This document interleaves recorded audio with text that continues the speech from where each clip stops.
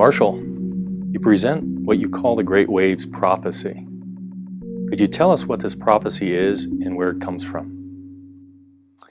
The Great Waves prophecy has been gifted to us from the source of all life, to prepare us for the future that is coming, and to warn us of the changes that we might have to encounter along the way.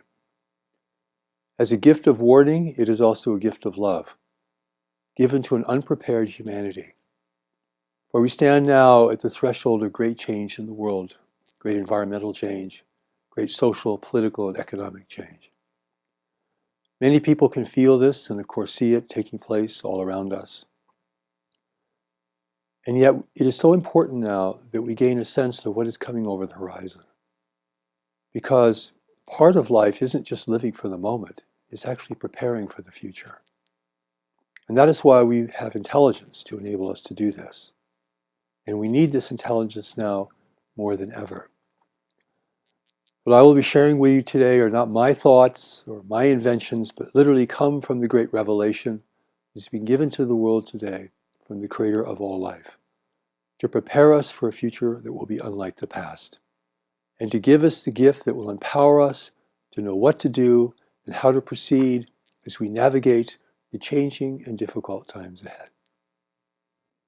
What specifically does the prophecy say about the future? The prophecy paints a picture of the future both in terms of short-term and long-term realities. Clearly the world is warming up now. Clearly we're facing a world whose atmosphere has been radically changed and continues to be changed. We're facing a world where ever-growing numbers of people are drinking from a slowly shrinking well of resources that are available. And yet as this accelerates, we begin to hit thresholds, major thresholds, that we're already facing in many parts of the world, particularly in poorer countries. But even in the wealthy nations, we're facing thresholds now.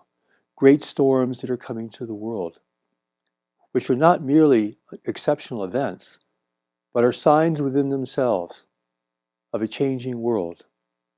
Signs that the seas are rising and that superstorms are coming to batter the coastlines of this nation and nations around the world in many places.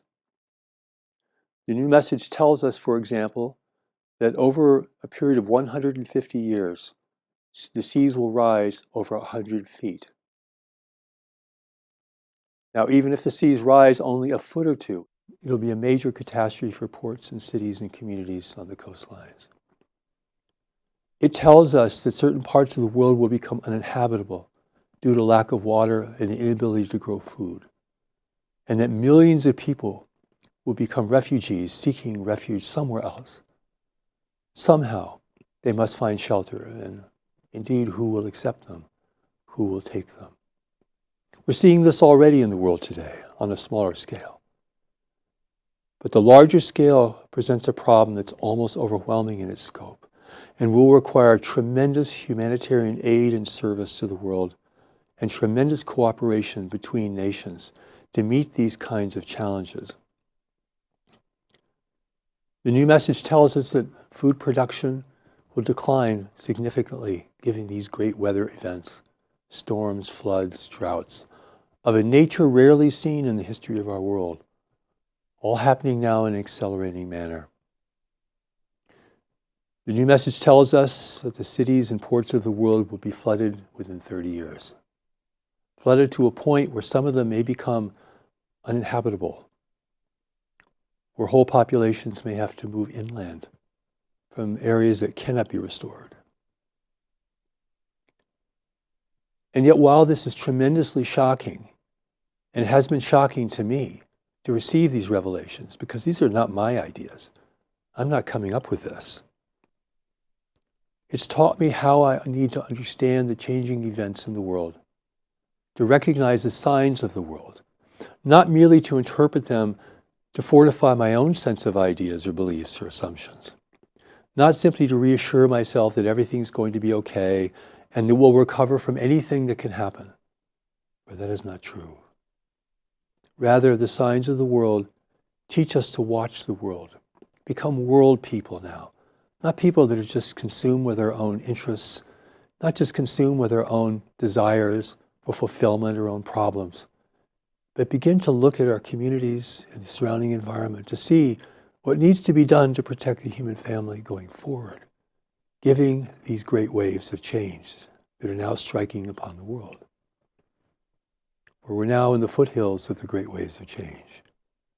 The things that I speak of are already happening in an accelerating manner, and people around the world are being severely affected by them, even leading nations to war and conflict, even leading to great migrations of people who cannot live in their countries any longer, who cannot be sustained there. This is a crisis on so many levels, and it's a moral crisis. For if we consider ourselves to be spiritual people or ethical people or moral people, this will challenge the degree of our faith, the depth of our faith. Can we be prepared to take large numbers of people who are stranded and need a place to go? Think of our children who will be facing even more powerful demonstrations of the great waves of change that are striking upon the world, affecting every aspect of our life. It is something that takes courage and determination. You actually have to overcome resistance within yourself, your own fear, your own sense of hopelessness or helplessness. Because the new message from God that is showing us these things is giving it to us to give us the eyes to see, the ears to hear, and the will to prepare. It is so easy to capitulate and to think that it's the end of the world. But if it was the end of the world, we would not have a new message from God, teaching us how to restore our world and to prepare for great change. It's a calling for each of us to become strong and determined and compassionate with one another. We're all in the same boat now. One nation will not become successful if other nations begin to fall and to fail. There's nowhere to hide from these great waves of change. All the places that people go, those places will be subject to great events as well. It is really a calling for humanity to emerge out of adolescence, living purely self-serving lives, to begin to see and question how we're going to take care of our world and each other and ourselves and our families, given these great waves of change that are striking the world. It is a threshold that we are already in now. It's not something that's going to happen 50 years from now. There's no way to be complacent about this if you're being responsible, if you're being careful. Where you live, how you live. So important now. Because many places that are greatly inhabited will become uninhabitable in the future. And in the meantime will become ever more dangerous places to live, subject to great climate events, subject to great economic events, subject to changing circumstances. The new message tells us, however, that all people that have come into the world and have come into the world and are coming into the world at this time are people who are being sent here to deal with this. If we go beyond our own very human desires and concerns and hopes for fulfillment and stability and happiness, there's a deeper well within us, a deeper reality, a deeper knowledge that is still connected to those who sent us here. So what I'm telling you today isn't merely sensational. It's not meant to be sensational. It's not merely to scare you or frighten you into action. It's also to reach that part of you, that deeper part of you that exists beyond social manipulation, social imprinting, that deeper part of us that holds for us our greater purpose for being in the world, that will be called forth out of these great events. For I tell you, it takes great events to bring greatness out of us. Where do people cooperate most thoroughly, most compassionately, but in times of great duress, times of great need? We will cross economic boundaries, political boundaries, social boundaries to do this. And our world is now entering an ongoing emergency, facing the great waves of change. This will produce great calling for people, but also great danger. It should never be taken lightly or assumed to be of little consequence, for it will affect the lives of every person in the world today and all those yet to come. So, Marshall, what specifically does the prophecy say about the timeline of these events? The prophecy tells us that we're entering a new world reality. We're actually entering a new world experience. An experience that's unlike what even our parents had to go through, which was significant in and of itself. Into this new world reality, we're facing many things that have never been faced by the whole world before. A changing atmosphere, a changing climate of the world, changing habitability of different regions of the world, shrinking resources, the potential for huge human conflict over who will have access to these remaining resources. That's a very big issue, a very big concern. But it's also the world that we have been sent to serve.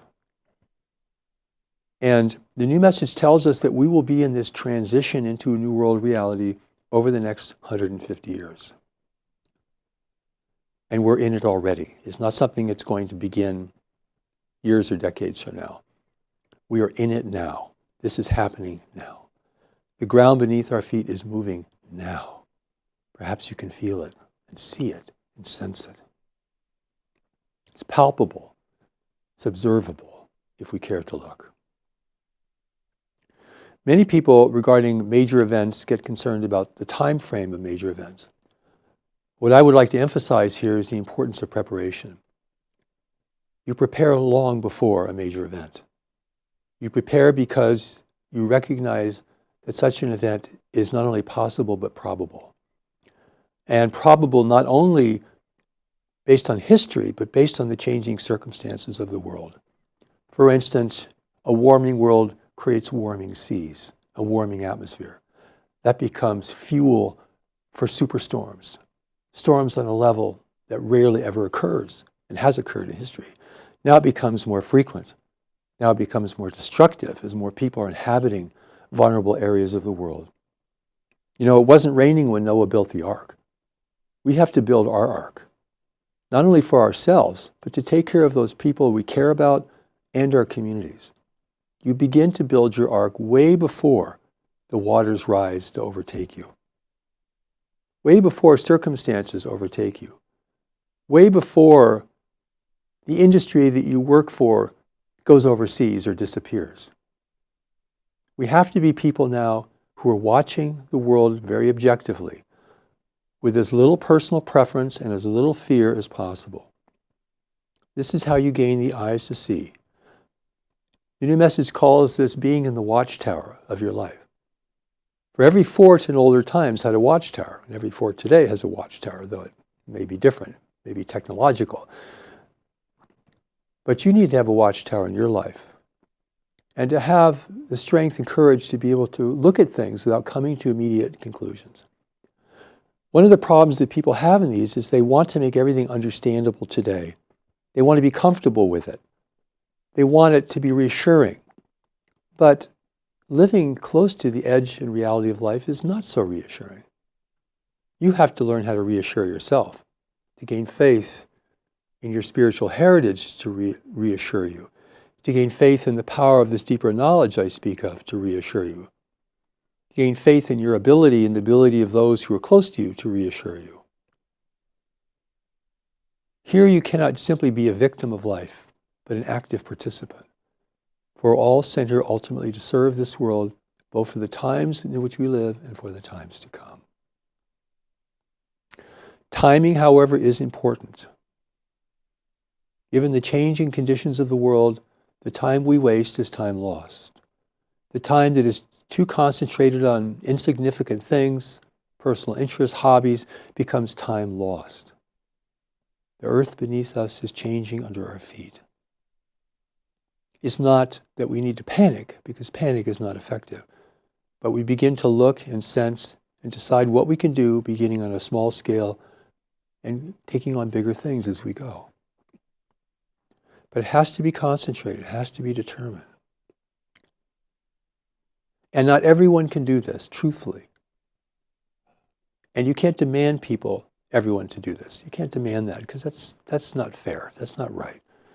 There are certain people who are already feeling uncomfortable with the condition of the world, the condition of their nation, for example, the condition of their economy, the condition of the health of their nation, the health of their people, the health of themselves.